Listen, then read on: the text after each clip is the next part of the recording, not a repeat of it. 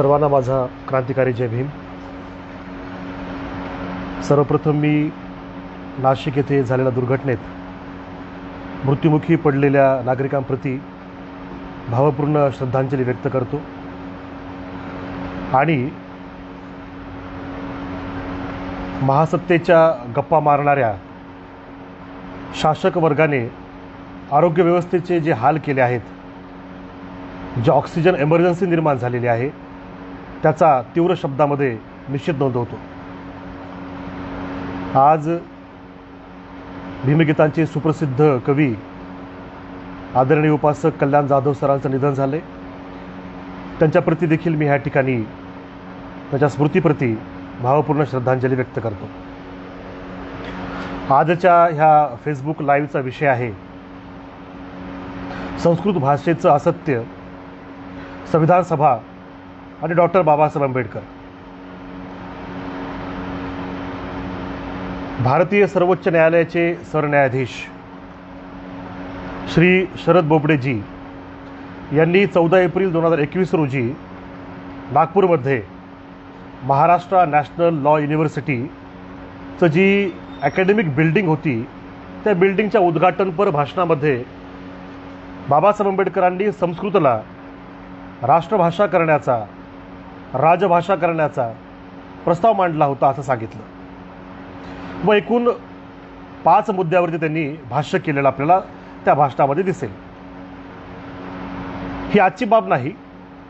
मागे 2017 साली श्री मुरली मनोहर जोशी यांनी देखील अशाच प्रकारचं वक्तव्य नागपूरमध्येच केलं होतं। तेव्हा स्मृतिशेष परमादरणीय भाऊ लोखंडे, जे संस्कृतचे महापंडित होते, फुले शाहू आंबेडकरवादी आमचे मार्गदर्शक होते, तत्वधानाचे, बौद्ध धम्माचे गाढे अभ्यासक, बौद्ध धम्माचे पंडित होते, त्यांनी त्यांचं खंडन त्या काळामध्ये केलेलं आपल्याला आढळेल। ते वक्तव्य मुरली मनोहर जोशींचं धादांत खोटं असून संभ्रमात टाकण्याचा प्रयत्न आहे असं देखील ते म्हणाले होते। परत एकदा आज संविधान सभा म्हणजे संविधानाच्या सर्वोच्च पदावर असलेल्या व्यक्तीने हे वक्तव्य केलं। एवढंच नव्हे तर आपल्याला आश्चर्य वाटेल, पांचजन्य जे संघाचं मुखपत्र आहे त्याच्यामध्ये 2015ला हेच वक्तव्य आहे की बाबासाहेब आंबेडकरांनी संविधान सभेत संस्कृतला राष्ट्रभाषा राजभाषा करावं म्हणून प्रस्ताव मांडला होता। एक शास्त्री नावाचे व्यक्ती होते, त्यांनी भीमयान लिहिले, त्यामध्ये देखील हेच वक्तव्य आहे। आणि सर्वात भयावह गोष्ट जर कोणती असेल म्हणजे ही गोष्ट कशी झिरपत प्रशासनामध्ये गेलेली आहे आणि ब्युरोक्रेसीपर्यंत गेलेली आहे, त्याची चुणूक आपल्याला जी MPSC 2018चं मुख्य परीक्षा होती 19 ऑगस्टची, त्या मुख्य परीक्षेमध्ये हा प्रश्न उपस्थित केला होता आणि त्या प्रश्नाचं उत्तर होय असं दिलं होतं। मुख्य परीक्षेतला प्रश्न काय होता तो प्रश्न मी तुम्हाला इथे वाचून दाखवतो।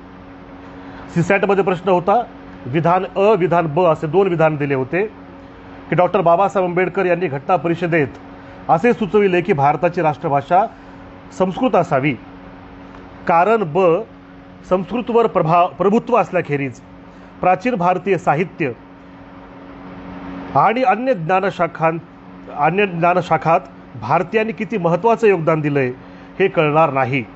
आणि याचं उत्तर MPSCचं जे मंडळ आहे त्या मंडळानं उत्तर दिलेलं आहे, अ आणि ब दोन्हीही बरोबर। म्हणजे इतकं धादांत खोटं असत्य बोलण्याची ही जी यांची मखलाशी आहे हे कशामुळे निर्माण होते, याचं कारण आहे संविधानिक पदावर बसलेल्या लोकांनी केलेली, वेळोवेळी केलेली ही असत्य अशी विधानं। मुद्दलात बाबासाहेब आंबेडकरांनी संस्कृत भाषेबद्दल जे वक्तव्य केलेलं आहे ते जर आपण बघाल, संस्कृत साहित्यावर जे बाबासाहेबांनी वक्तव्य केलं ते बघाल तर बाबासाहेब स्पष्ट सांगतात, रेव्होल्यूशन काउंटर रेव्होल्यूशनमध्ये हे मनोरंजन करणारं साहित्य आहे। एन्शियंट इंडियन कॉमर्समध्ये बाबासाहेब सांगतात की ह्या संस्कृत साहित्याचा काही उपयोग नाही, जर भारताचा इतिहास पाहायचा असेल तर पाली साहित्याकडे वळावे लागेल। एकदा तर बाबासाहेबांनी चेष्टा केली ह्या संस्कृत भाषेची। आदरणीय सोहनलालजी शास्त्री महापंडित होते संस्कृत भाषेचे, त्यांच्यासोबत चर्चा करताना धर्मशास्त्रावरती बाबासाहेब म्हणाले, अरे तुझ्या ह्या वेदामध्ये अणुबॉम्बचा शोध लागलेला आहे का, अशी चेष्टा देखील बाबासाहेबांनी केलेली आढळेल। आणि बाबासाहेबांनी हे देखील म्हणाले होते की याच्यामध्ये काय ते शोध वगैरे योगदान सापडतं ते असेलही, परंतु ते अर्धवट आहे. म्हणजे बघा, हे जे असं ते पेरलं त्यामुळे हे MPSC पर्यंत तरुण मुलांच्या मध्ये, तरुण मुलींच्या मध्ये, युवा वर्गामध्ये देखील हे असत्य पसरण्याचं काम ह्यामुळे झालेलं आहे. आणि परत एकदा आपण 14 एप्रिल 2021ला जर बघाल तर सर्वोच्च पदावर बसलेली जी व्यक्ती आहे त्यांनी देखील हे वक्तव्य केलं. यावरती आमचे मार्गदर्शक, विचारवंत व तत्त्वज्ञ प्राध्यापक डॉक्टर प्रदीप आगलावे सरांनी, त्यानंतर शब्दप्रभू असलेले भाषेचे प्रकांड पंडित आणि संविधान सभामध्ये जे झालेले डिबेट्स आहेत, वादविवाद आहेत, त्यांचा मराठी अनुवाद करणारे आमचे मार्गदर्शक आदरणीय देविदास घोडेस्वार सर यांनी ह्या वक्तव्याचं खंडन आता नुकतंच केलेलं आपल्याला दिसेल. आणि त्यांनी जे प्रतिपादन केलेलं आहे देविदास घोडेस्वार सरांनी आणि आगलावे सरांनी, त्यांच्याशी मी त्या प्रतिपादनाशी पूर्णपणे सहमत आहे. या सर्व प्रकरणाकडे आमचे मित्र आदरणीय उपासक अमितजी इंदुरकर सर यांनी आमचं लक्ष वेधलं होतं. आणि हे अतिशय भयानक गोष्ट होत आहे. ही गोष्ट जेव्हा याचा अभ्यास केला तेव्हा आमच्या लक्षात आली. या विषयावरती मी आमचे कल्याण मित्र आदरणीय सिद्धार्थ शिंगारे सर यांच्यासोबत देखील चर्चा केली. आणि या चर्चेमध्ये जे म्हणून काय समोर गोष्टी आल्या त्या मी आपल्यासमोर जे माझं प्रतिपादन आहे ते मांडण्याचा ह्या ठिकाणी प्रयत्न करणार आहे. ज्यांना ज्यांना म्हणून क्रांती प्रतिक्रांतीचा इतिहास माहीत आहे त्यांना सदर वक्तव्याचं गांभीर्य कळणार की शरद बोबडेजी काय म्हणाले. माननीय सरन्यायाधीश, ते वक्तव्य काही अंशी धादांत खोटं आहे, तर मग शांत राहावं का, मौन बाळगावं का? तर उत्तर नाही. सत्य आम्हाला सांगावं लागणार आहे, कारण असत्याचा बोलबाला होतो. प्रिंट मीडिया असेल, इलेक्ट्रॉनिक मीडिया असेल, त्याच्यातून ते वारंवार आमच्यावरती थोपवला जातो. आणि म्हणून आमच्याकडे जे तुटपुंजी साधनं आहेत त्यांचा आम्ही उपयोग करून सत्य आम्ही वारंवार सांगू. कारण मुद्दलात सत्यमेव जयते तत्व पोकळ आहे असं बाबासाहेबांनी सांगितलं होतं. सत्याचा जर जय व्हायचा असेल तर आपण आपली चळवळ आणि सत्याच्या पाठीमागे आपण खंबीर उभं राहिलं पाहिजे. आणि ते कर्तव्य निभावण्याचा ह्या ठिकाणी ह्या प्रतिपादनातून मी प्रयत्न करणार आहे. माननीय सरन्यायाधीशांनी बाबासाहेबांच्या बद्दल जे वक्तव्य केलेलं आहे ते वक्तव्याची आपण सूत्रबद्धरित्या छाननी करण्यासाठी त्यांचं नेमकं प्रतिपादन काय होतं ते आपण प्रथमतः पाहूया. आणि त्यानंतर सत्य नेमकं काय आहे ते आपण नंतर बघूया. म्हणजे एज ओल्ड जी आपली सिस्टीम आहे, पूर्व पक्ष आणि नंतर उत्तर पक्ष, अशा पद्धतीनं आपण हे प्रतिपादन मी आपल्यासमोर मांडणार आहे. माननीय सरन्यायाधीशांच्या 14 एप्रिल 2021च्या भाषणात एकूण 6 मुद्दे होते. पहिला मुद्दा होता मुद्दा क्रमांक 1, हायकोर्ट सेड, आता याचा सोर्स मी तुम्हाला सांगतो. सोर्स आहे द हिंदू वर्तमानपत्र 14 एप्रिल 2021चं. ह्या पेपर, ऑनलाईन पेपरमधून मी हे प्रतिपादन घेतलेलं आहे माननीय सरन्यायाधीशांचं. तर मुद्दा क्रमांक 1, sed high court B.R. Ambedkar proposed Sanskrit as the official national language. मुद्दा क्रमांक 2 त्यांच्या भाषणातला होता. ते असं म्हणाले की आज बाबासाहेब आंबेडकरांची जयंती आहे, डॉक्टर आंबेडकरांची जयंती आहे. यावरून मला स्मरण होतं की बोलता वेळेची भाषा व कार्यालयीन भाषा यात जुनं द्वंद्व आहे आणि बाबासाहेबांना याचा अंदाज होता. आणि मग याचं असं सांगून माननीय सरन्यायाधीश काय म्हणाले, तो मुद्दा क्रमांक 2, I quote, but doctor Ambedkar had anticipated this aspect and he had mooted a proposal saying that the official language of the Union of India should be Sanskrit. हा मुद्दा क्रमांक 2. मुद्दा क्रमांक 3 त्यांनी मांडला. The Chief Justice of India said he cannot recall whether that proposal, which had signatures of some Maulavis, Pandits, priests and Ambedkar, was tabled in bracket in the Constituent Assembly. हा मुद्दा क्रमांक 3. मुद्दा क्रमांक 4 त्यांचा होता, आय कोट, आणि हा त्यांचं ओपिनियन होतं. त्यांचं ओपिनियन त्यांनी बाबासाहेबांच्या नावानं सांगितलं, I quote, it was Ambedkar's opinion that since Tamil is not acceptable in North India, it might be opposed there, and likewise Hindi will be opposed in South India, but there is a less possibility of opposition to Sanskrit in North India or South India, and hence he had mooted that proposal, but it did not succeed. Unquote. हा मुद्दा क्रमांक 4. मुद्दा क्रमांक 5 होता. Chief Justice of India said Ambedkar possessed knowledge of not only about the law, but he also knew social and political issues very well. He knew what the people, the poor of the country wanted. He had a full knowledge about all these aspects, and I feel that is why he thought of putting up this proposal. Unquote. अशा आणि मुद्दा क्रमांक जो 6 होता तो तर तात्विक आणि वैचारिक दृष्ट्या अतिशय भयावह आहे. तो नंतर पुढे कधीतरी मी घेईल तुर्तास म्हणून. आज आपण केवळ 5 मुद्दे एक एक करून पडताळून बघूया यामध्ये किती सत्य आहे आणि किती असत्य आहे. मुद्दा क्रमांक 1 जो मी कोट केला, मी सरळ सरळ उत्तर वारंवार म्हणजे रिपिटेशन मी करणार नाही, की ऑफिशियल नॅशनल लँग्वेज असं प्रपोजल बाबासाहेबांनी दिलं होतं का? याचं उत्तर आहे नाही. असं कुठलाही प्रस्ताव डॉक्टर बाबासाहेब आंबेडकरांनी कॉन्स्टिट्यूंट असेंब्लीमध्ये मांडलेला नाही. मुद्लामध्ये नॅशनल लँग्वेज राष्ट्रभाषा म्हणून आज देखील 2021ला आपल्या देशात एकमत होऊ नाही शकलेलं. राष्ट्रभाषा नॅशनल लँग्वेज आणि राजभाषा ऑफिशियल लँग्वेज याच्यामध्ये फरक आहे. आणि तो फरक प्रत्येक जेही संविधानाचे अभ्यासक आहेत त्यांना माहीत आहे. काय फरक आहे तर राष्ट्रभाषा म्हणजे नॅशनल लँग्वेज म्हणजे देशातील लोकांच्या सांस्कृतिक वारशाचं इतिहासाचं प्रतिनिधित्व करते, ती असते राष्ट्रभाषा. आणि ही जी भावना प्रज्वलित करते की जर राष्ट्रभाषा आपण घोषित केली तर ती काय भावना प्रज्वलित करते तर ती नागरिकांना ती माहीत आहे आणि ती भाषा बोलतात. आणि ऑफिशियल लँग्वेज म्हणजे जे डॉक्युमेंटेशन आहे त्यामध्ये ती वापरणे राजभाषा ऑफिशियल लँग्वेज. आता संस्कृतबद्दल अशी कोणाची भावना भारतामध्ये आहे का? तर कोणाचीच नाही. लोकांना संस्कृत म्हणावं का संस्कृतम म्हणावं, संस्कृत हे देखील माहीत नाही. आणि म्हणून हे जे आहे हे दादांत खोटं आहे. यामध्ये कुठलंही तथ्य नाही. हे कसं तथ्य नाही, हे अनफाउंडेड ह्या ठिकाणी मी गोष्टी बोलणार नाही. With reference to constituent assembly debates ते आहेत आपल्याकडे. त्यामुळे पहिला जो मुद्दा होता तो मुद्दा ह्या ठिकाणी आपण त्याच्यामध्ये काही तथ्य नाही, त्याचं उत्तर नाही असं आपण स्पष्टपणे सांगू शकतो.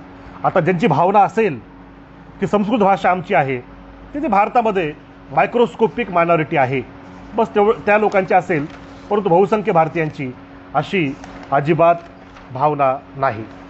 हे देखील उघड सत्य आहे. आता मुद्दा क्रमांक जो 2 नंबरचा होता त्यावर उत्तर नेमकं काय आहे आपलं तर राष्ट्रभाषा म्हणून तर बाबासाहेबांनी कोणतंही प्रपोजल मांडलं नाही. मग राजभाषा ऑफिशियल लँग्वेज म्हणून प्रपोजल मांडलं होतं का? त्यासाठी म्हणून विवादाकरता बाबासाहेबांनी प्रस्ताव आणला होता का? याचं उत्तर आपण शोधणार आहोत. दिनांक 11 सप्टेंबर 1949ला भारतामध्ये 5 वर्तमानपत्रामध्ये बातमी आली होती. ती बातमी आपण बघूया.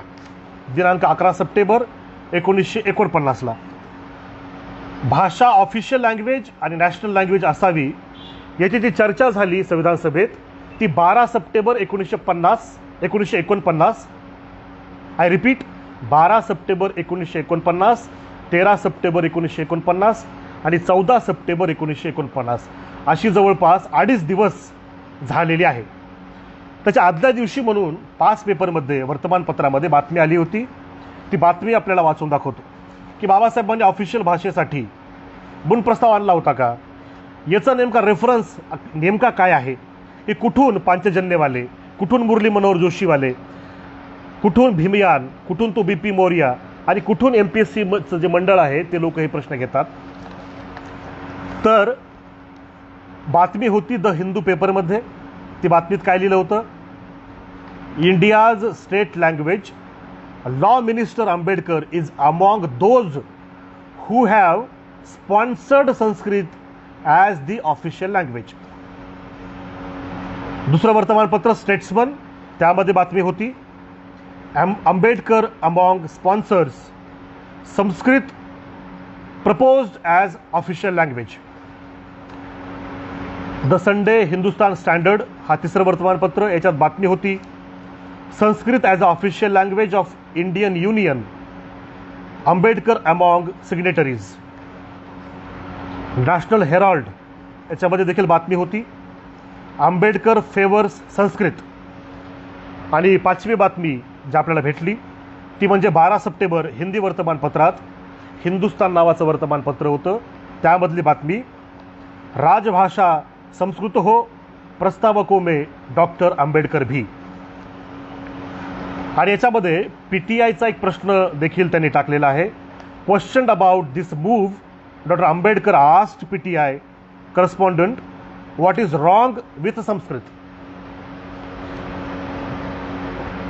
याचा reference source material on doctor Ambedkar, B.R. Ambedkar and the movement of untouchables, volume number 1, पृष्ठ क्रमांक 357-358 वर देखील महाराष्ट्र शासनाने प्रकाशित केलेला आपल्याला आढळतो.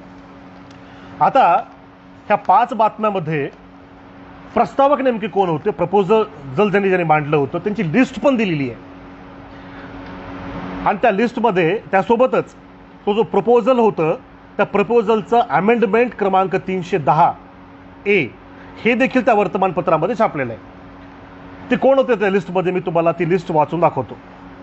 In addition to doctor Ambedkar, Pandit Laxmikant Maitra, TT Krishnamachari, mister GS Guha, CM Poonacha, V Ramaiah, VI Muniswamy Pillai, Kallur Subbarao, VC Keshavrao, D Govind Das, P Subbarayan, V Subramanian, Mrs G Durgabai, Mrs Velayudhan, Nazruddin Ahmed असे 14 लोकांची नावं ह्या वर्तमानपत्रांनी प्रपोजल दिलं म्हणून दिलेले आहेत. या व्यतिरिक्त BV केसकर नावाचे डेप्युटी मिनिस्टर होते एक्सटर्नल अफेअर्सचे, त्यांनी देखील याला सपोर्ट केला होता असं देखील त्या वर्तमानपत्रामध्ये आपल्याला दिलेलं आढळेल. संविधान सभेमध्ये नॅशनल लँग्वेज आणि ऑफिशियल लँग्वेजचा बाबत ड्राफ्ट कॉन्स्टिट्यूशनमध्ये जे आर्टिकल 99 होतं त्याच्यावरती जे अमेंडमेंट आले ते 350च्या वरती आले होते. दिनांक 12 सप्टेंबर 1949ला दुपारी 4 पासून चर्चा सुरू झाली ती 14 सप्टेंबरपर्यंत. बघा, यामध्ये ऑफिशियल आणि नॅशनल लँग्वेज कोणती असावी तर बंगालीबद्दल देखील प्रस्ताव होता, हिंदीबद्दल होता, इंग्रजीबद्दल होता आणि हे संस्कृतबद्दल देखील आला असं यांचं म्हणणं आहे. आणि त्यामध्ये बाबासाहेब होते असं यांचं प्रतिपादन आहे. आता ही चर्चा जेव्हा सुरू झाली त्या चर्चेच्या सुरुवातीलाच डॉक्टर बाबासाहेब आंबेडकरांनी त्यांचं जे अमेंडमेंट होतं 73rd आयटम नंबर, त्याबद्दल बाबासाहेब म्हणतात कॉन्स्टिट्यूंट असेंब्ली डिबेट्समध्ये वॉल्यूम नंबर 9 बुक नंबर 4 मध्ये हे उपलब्ध आहे, कोणीही वाचू शकतं. पेज नंबर 1318 वर बाबासाहेब म्हणतात I am not moving amendment number 73. ही चर्चा सुरू झाली. 12 सप्टेंबरला चर्चा ही अर्धवट होती. 13 सप्टेंबरला संस्कृतवरती मूळ चर्चा सुरू झाली. पंडित लक्ष्मीकांत मैत्र यांचं अमेंडमेंट आलं 310. त्यांचं असं म्हणणं होतं की ऑफिशियल नॅशनल लँग्वेज बनवावी. त्यांचं एकूण 8 पानांचं भाषण आहे. ह्याच व्हॉल्यूममध्ये पृष्ठ क्रमांक 1361 वरती ते उपलब्ध आहे.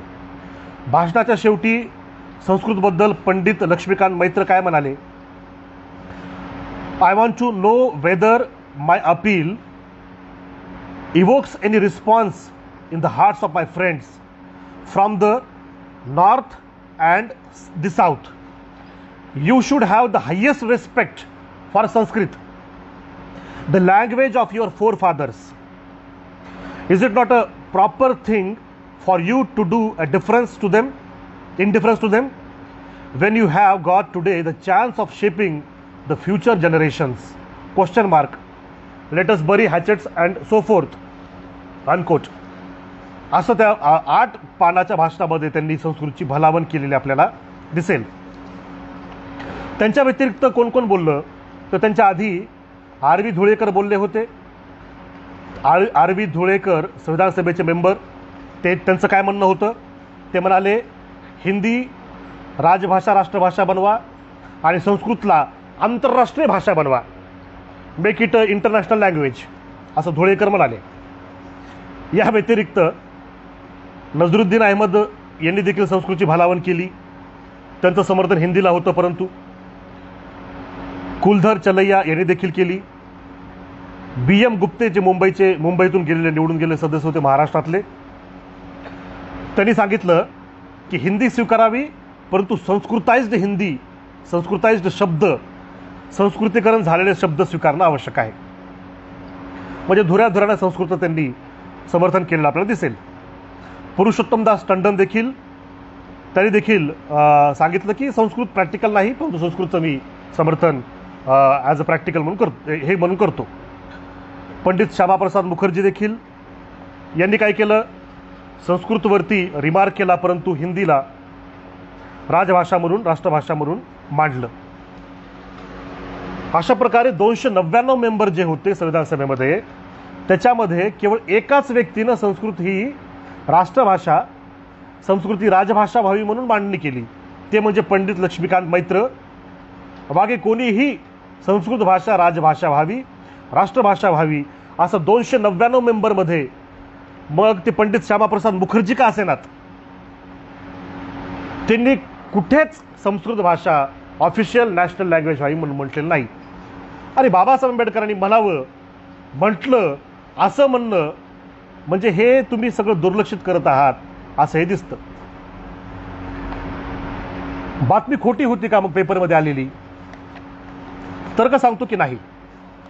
कारण बातमी जर आपण एकदम सूक्ष्मदृष्ट्या जर आपण बातमी वाचाल, reading between the lines, behind the lines, ही जी आमच्या वरिष्ठांना आम्हाला शिकवलेली पद्धत आहे, जर आपण बघाल तर बाबासाहेबांचा उल्लेख ॲज अ लॉ मिनिस्टर म्हणून केलेला आहे, not as a chairman of a drafting committee, मसुदा समिती चेअरमन म्हणून नाही केला, तो लॉ मिनिस्टर म्हणून केला आहे. आणि लॉ मिनिस्टर म्हणून बाबासाहेबांच्याबद्दल हे जे पेपरमध्ये बातम्या आल्या त्यामध्ये वन ऑफ द आहेत, म्हणजे त्यांना एक प्रकारचं सांगितलेलं आहे. म्हणजे कसं, पहिली गोष्ट, बाबासाहेब आंबेडकर मंत्री होते, त्यांच्याकडे आलेलं शिष्टमंडळ आला असणार पंडित लक्ष्मीकांत मैत्रेच्या नेतृत्वाखाली.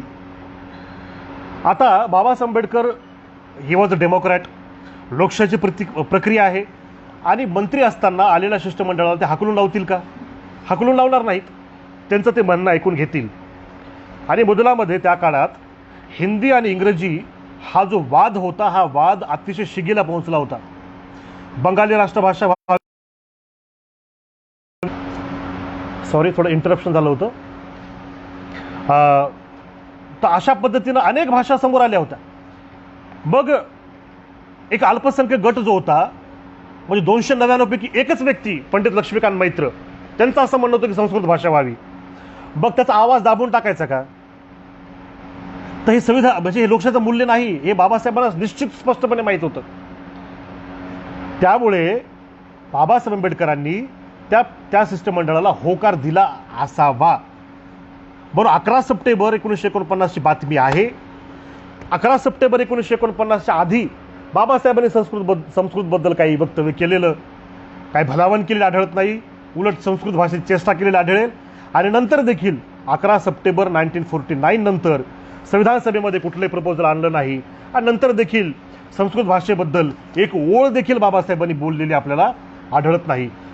उलटं याच्यातून हे सिद्ध होतं की बाबासाहेब आंबेडकरांनी जे संविधानिक मूल्य, कॉन्स्टिट्यूशनल मॉरॅलिटी जी होती, लोकशाहीचं जे मूल्य होतं की अल्पसंख्याक असेल, अल्पसंख्याकाचा आवाज दाबला जाऊ नये, प्रत्येकाला त्याचं मत मांडण्याचा अधिकार आहे. आणि म्हणून बाबासाहेब आंबेडकर म्हणाले असतील, पंडित लक्ष्मीकांत मैत्र तू मांड. ॲज अ लॉ मिनिस्टर म्हणून बाबासाहेब आंबेडकरांनी ते केलं होतं, नॉट ॲज अ ड्राफ्टिंग कमिटीचे चेअरमन म्हणून. याचे उदाहरण आपल्याला अनेक भेटतील. बाबासाहेब आंबेडकर सोशल फिगर होते, स्टालवार्ट होते, तर अनेक निमंत्रणे अनेक निवेदनं यायची. आता आपण जर खंड क्रमांक 18 भाग 3 वाचाल तर साईबाबाच्या जयंतीचं निमंत्रण बाबासाहेबाला आलं होतं. आता त्या निमंत्रणाचा होकार देऊन बाबासाहेब गेले. मग आता साईबाबाचे भक्त बाबासाहेब होते का असं म्हणणार का तुम्ही? निश्चित नाही. आता भगवा झेंडा भारताचा राष्ट्रीय ध्वज व्हावा म्हणून देखील एक शिष्टमंडळ गेलं होतं. तर ते शिष्टमंडळ गेल्याच्यानंतर बाबासाहेबांनी होकार दिला होता, तुम्ही त्याच्यासाठी चळवळ चलवा असं बाबासाहेब म्हणाले होते. आणि म्हणून हे Babasaheb was a national figure, he was a social figure.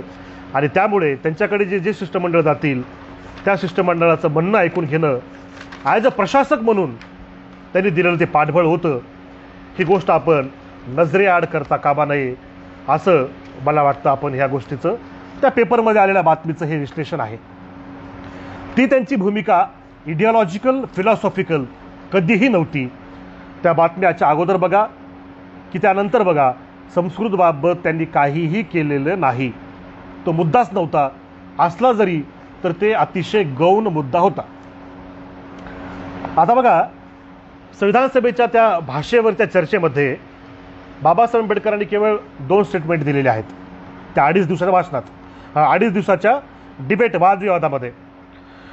पहिलं जे वक्तव्य आहे ते मांडलं पृष्ठ क्रमांक 13,1318 वरती, constituent assembly debates book number 4 volume number 9 मध्ये. आणि ह्या डिस्कशनच्या एकदम शेवटच्या दिवशी बाबासाहेबांनी म्हणजे 14 तारखेला 14 सप्टेंबर 1949ला वक्तव्य मांडलं. ह्या दरम्यान कुठेही बाबासाहेबांनी सहभाग घेतलेला नाही, संस्कृतचा उल्लेख देखील केलेला नाही. बाबासाहेब आंबेडकर शेवटच्या दिवशी काय म्हणतात चर्चेच्या भाषेबद्दलच्या, हायकोर्ट पेज नंबर 1478. बाबासाहेब म्हणाले, high court, those members who have moved amendments and do not want them to be put to vote may be taken to have given you the authority that they do not want to press them. Babasaheb म्हणाले की ज्यांनी amendment ठेवलेलं आहे त्यांना जर का ते मतासाठी टाकायचं नसेल तर त्यांनी स्वतःहून अशी अथॉरिटी दिलेली आहे की ते त्याला प्रेस करू इच्छित नाहीत, त्याच्यावरती शक्ती त्यांची दाखवू इच्छित नाहीत. आणि बाबासाहेबांनी, तुम्हाला आश्चर्य वाटेल, अशी सूचना केली, जशी हे केली की पंडित लक्ष्मीकांत मैत्रेंनी आपला प्रस्ताव विथड्रॉ केलेला आपल्याला त्या खंडामध्ये आढळेल.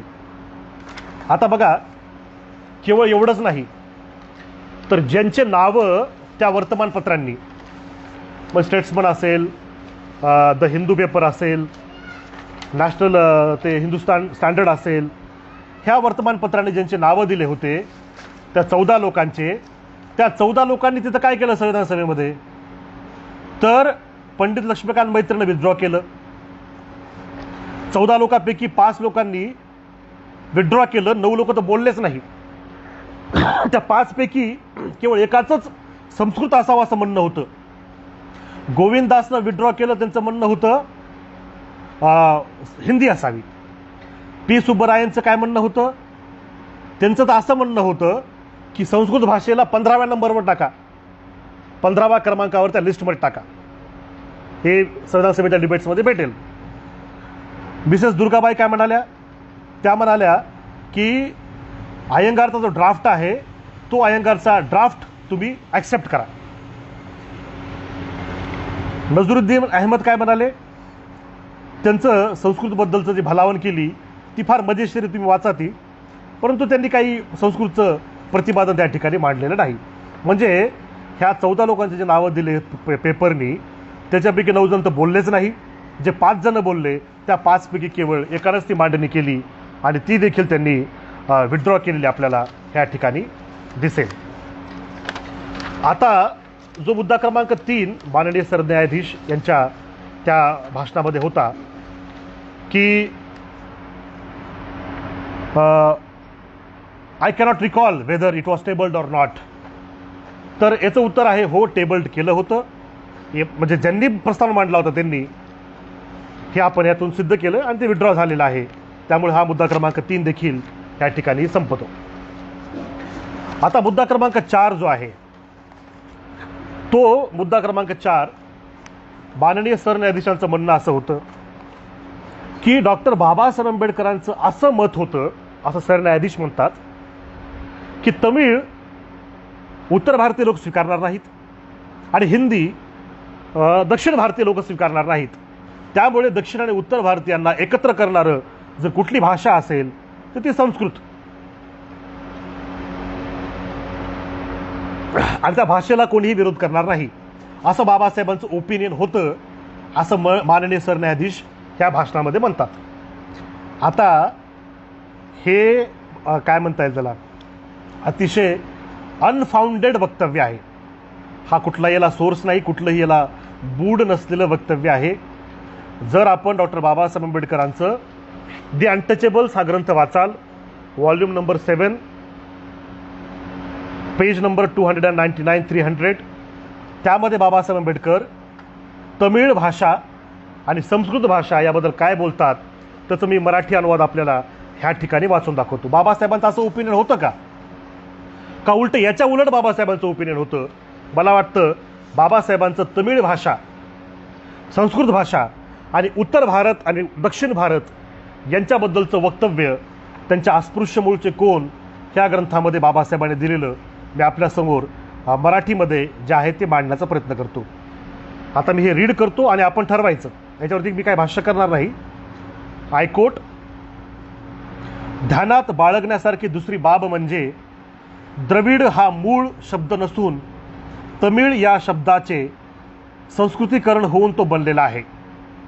तामिळ हा शब्द जेव्हा संस्कृत भाषेत आला तेव्हा प्रथम त्याचे रूप दामिल असे झाले व त्यानंतर दामिलचे रूप हळूहळू द्रविड असे बनले. द्रविड हे त्या लोकांच्या भाषेचे नाव असून ते त्या लोकांच्या वंशाचे संबोधन नव्हे.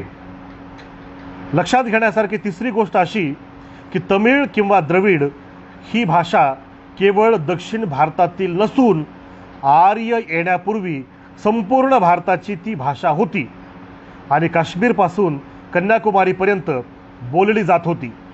संपूर्ण भारतातील नाग लोकांची ती भाषा होती, अशी खरी वस्तुस्थिती आहे. यापुढील मुद्दा असा की आर्य आणि नाग लोक यांच्यातील परस्पर संबंध आणि त्या संबंधामुळे नाग लोकांच्या भाषेवर झालेले परिणाम लक्षात घेतले पाहिजेत. आर्यांच्या सहवासामुळे उत्तर भारतातील नाग लोकांच्या भाषेत घडून आलेला बदल भिन्न स्वरूपाचा आहे. ही बाब मोठी चमत्कारिक वाटते. उत्तर भारतातील नागांनी आपली मातृभाषा पूर्णतः टाकून दिली आणि तिच्या जागी त्यांनी संस्कृतचा स्वीकार केला. परंतु दक्षिणेतील नागांनी आपली मातृभाषा पूर्णतः टाकून दिली आणि तिच्या जागी परंतु दक्षिणेतील नागांनी हे कोटेशन मी परत रिपीट करतो. परंतु दक्षिणेतील नागांनी आपली मातृभाषा म्हणून तामिळ भाषेचे रक्षण केले आणि आर्यांच्या संस्कृत भाषेचा स्वीकार केला नाही. हा फरक लक्षात घेतला तर केवळ भारतातील लोकांसाठीच द्रविड हा शब्द का वापरण्यात येतो हे स्पष्ट होईल. उत्तर भारतातील नाग लोकांना द्रविड म्हणून संबोधण्याची वस्तुतः काही आवश्यकता उरली नव्हती, कारण त्यांनी द्रविड भाषा बोलण्याचे बंद केले होते. परंतु उत्तरेकडील नाग लोकांनी द्रविड भाषा बोलण्याचे बंद केल्यामुळे व दक्षिणेकडील नाग लोक द्रविड भाषेला चिकटून राहिल्यामुळे व दक्षिणेतील केवळ तेच लोक आता द्रविड भाषा बोलत असल्यामुळे द्रविड हा भिन्नत्वदर्शक शब्द वापरण्याचे भाग पडले, असं अनकोट. म्हणजे बाबासाहेबांचे जे ओपिनियन आहे दक्षिण आणि उत्तर भारताबद्दल, तर बाबासाहेब म्हणतात नाग लोकांची आर्य येण्यापूर्वीची भाषा ही तमिळ आहे. संस्कृत भाषेचं आक्रमण आहे उत्तर भारतामध्ये नाग लोकांवरती आणि दक्षिण भारतातील लोकांनी संस्कृतला कधीही स्थान दिलं नाही. हे बाबासाहेबांचं ओपिनियन आहे. एवढंच नाही तर संविधान सभेमध्ये श्री ए रामलिंगम चेट्टीयारजी, माननीय सदस्य संविधान सभेचे, यांचं 13 सप्टेंबर 1949चं भाषण मी तुम्हाला वाचून दाखवतो. संविधान सभेमध्ये ह्याच चर्चेमध्ये दक्षिण भारत आणि उत्तर भारताबद्दल आणि संस्कृत भाषेबद्दल रामलिंगम चेट्टीयार काय म्हणतात. पृष्ठ क्रमांक 1376 मी आपल्यासमोर कोट करतो कॉन्स्टिट्यूंट असेंब्ली डिबेट्समधलं. चेट्टीयारजी काय म्हणतात. चेट्टीयारजी म्हणतात 13 सप्टेंबर 1949ला, we have been priding ourselves that we have had nothing to do with the Sanskrit. We do not claim that Tamil is derived from Sanskrit or is based on Sanskrit in any way. We have been trying to keep our vocabulary as pure as possible without the admixture of Sanskrit. Now we have to go back upon all that. I unquote. म्हणजे चेट्टीयारजी म्हणाले की संस्कृत भाषेला आम्ही कधी स्वीकारलंच नाही दक्षिण भारताच्या लोकांनी. सॉरी. आणि ते म्हणतात की ती प्युरिटी जी आहे ती आम्ही आमची राखली. त्यामुळे माननीय सरन्यायाधीशांचं जे म्हणणं आहे की संस्कृत भाषा ही दक्षिण आणि उत्तर भारताला युनाईट करेल असं बाबासाहेबांचं ओपिनियन होतं, हे अनफाउंडेड आहे. याला कुठलाही बेस आपल्याला दिसत नाही. बाबासाहेबांचं मी कोटेशन आपल्याला वाचून दाखवलं आणि संविधान सभेमधलं देखील आदरणीय चेट्टीयारजींचं वक्तव्य देखील आपल्यासमोर मी वाचून दाखवलं. एवढंच. याच्यानंतर मी आता आपल्याला सांगेल, एवढंच नाही तर संस्कृत भाषेबद्दल संविधान सभेचे दुसरे मेंबर जे होते आदरणीय जयपाल सिंगजी ते काय म्हणाले बघा. हे देखील ह्या डिबेट्समध्ये उपलब्ध आहे. पेज नंबर 1442 मी ते आपल्यासमोर कोट करून दाखवतो. माननीय जयपाल सिंगजींनी आदिवासी बांधवांच्या ज्या भाषा आहेत मुंडारी, गोंडी, ओराव ह्या भाषांना संविधानामध्ये स्थान द्यावं असं प्रतिपादन संविधान सभेमध्ये केलेलं आपल्याला दिसेल. तर जयपाल सिंगजींचं संस्कृतबद्दल मत काय होतं. I quote, I think we are taking a retrograde step in trying to think that we can enrich the language that is spoken today by Sanskritizing it 100% for sentimental reasons. I am a great admirer of Sanskrit and so forth. I unquote. Jaipal Singh ji काय म्हणतात की हे जे प्युरिटॅनिझम आहे, प्युरिस्ट जे लोक आहेत हे अतिशय फाजील लोक असून 100% संस्कृतायझेशन करणं हे काय मला पटत नाही. कारण अनेक लोकांचं असं म्हणणं होतं की हिंदी राष्ट्रभाषा म्हणून स्वीकारा परंतु संस्कृताइज्ड हिंदी म्हणून स्वीकारा. तर त्यांना तो जयपाल सिंगजींचा टोला होता. आता मग हे ओपिनियन तर बाबासाहेबांचं नव्हतं. संविधान सभेमध्ये जे दक्षिण भारतातील प्रतिनिधी होते त्यांचं देखील म्हणणं नव्हतं. मग हे म्हणणं नेमकं कोणाचं होतं की संस्कृत भाषा उत्तर भारताला आणि दक्षिण भारताला युनाईट करू शकते, हिंदी किंवा इंग्रजी नाही. तर हे जे म्हणणं आहे, हे जे ओपिनियन आहे, हे ओपिनियन जे दुसरे सदस्य होते माननीय श्री बी दास ओरिसाचे त्यांचं ते म्हणणं होतं. आणि पृष्ठ क्रमांक 1398 वरती हे त्यांचं मत आहे. मला वाटतं आपल्याला कोट करून आपल्यासमोर ते दाखवावं. बी दासजी काय म्हणाले. बी दास म्हणाले, this I quote, this morning when Pandit Lakshmikant Maitra was speaking, I was almost persuaded to accept Sanskrit as the official language of the state, so that everybody will start with an even keel in that mother of all languages. There will then be no rivalry between the sons and daughters of the leaders of Uttar Pradesh and central provinces that are present here, and them sons and daughters of the leaders of Orissa and Madras. They will all learn Sanskrit. I unquote. म्हणजे हे जे दुश्मन दावा निर्माण झाला आहे उत्तर आणि दक्षिण भारतामध्ये संस्कृत भाषेवरून तो संपून युनिटी निर्माण होईल, हे जे मत माननीय सरन्यायाधीशांनी मांडलं ते बाबासाहेबांचं मत होतं म्हणून हे अतिशय चुकीचं असून अनफाउंडेड आहे. असं बाबासाहेबांचं मत नव्हतं. उलटं हे मत बी दास यांचं होतं. हे आपल्याला आपण वाचाल तर हे सिद्ध होतं. याच्या उलट नॉर्थ आणि साऊथमध्ये जर युनिटी व्हायची असेल तर बाबासाहेब काय म्हणाले होते? बाबासाहेबांचं असं म्हणणं होतं की साऊथ इंडिया आणि नॉर्थ इंडियामध्ये जर युनिटी व्हायची असेल तर ह्या राष्ट्राच्या 2 राजधान्या असाव्या, एक दिल्ली आणि हैदराबाद. तर युनिटीसाठी बाबासाहेब आंबेडकरांनी 2 राजधान्या करावा असं मांडणी केली होती. आता ती मांडणी आपण करत नाहीत. त्याबद्दल सगळे मौन बाळगून आहेत. आज जर बघायला गेलं तर आज आम्हाला असं वाटतं की सुप्रीम कोर्टचे देखील 2 बेंच बनले पाहिजेत उत्तर भारत आणि दक्षिण भारतामध्ये जर युनिटी करायची असेल तर. त्यामुळे हे जे ओपिनियन होतं हे ओपिनियन डॉक्टर बाबासाहेब आंबेडकरांचं नव्हतं. हे देखील आपण जे फॅक्ट आहे, वस्तुस्थिती आहे, जे एव्हिडन्स आहे, जे पुरावा आहे त्यावरून आपण हे सिद्ध करू शकतो. त्यांचा माननीय सरन्यायाधीशांचा जो 5व्या क्रमांकाचा मुद्दा होता की त्याच्यातून असं ध्वनित होतं, तो 5वा मुद्दा मी कोट केलेला आहे मागे. त्यातून काय ध्वनित होतं की पुअर ऑफ द कंट्री त्यांना संस्कृत भाषा पाहिजे होती, असं हे त्याच्यातून कोट होतं. परंतु वस्तुस्थिती काय आहे? खरं भाऊ जाता भाषेवरचं जे मत असतं याच्यापेक्षा पुअर जे पीपल भारतातले आहेत त्यांच्या बेसिक नीड्स ह्या त्यांना पाहिजेत. ऑक्सिजन तुम्ही पुरवत नाही आणि भाषेच्या आता चर्चा सुरू झालेल्या आहेत, ते बाजूला ठेवलं पाहिजे.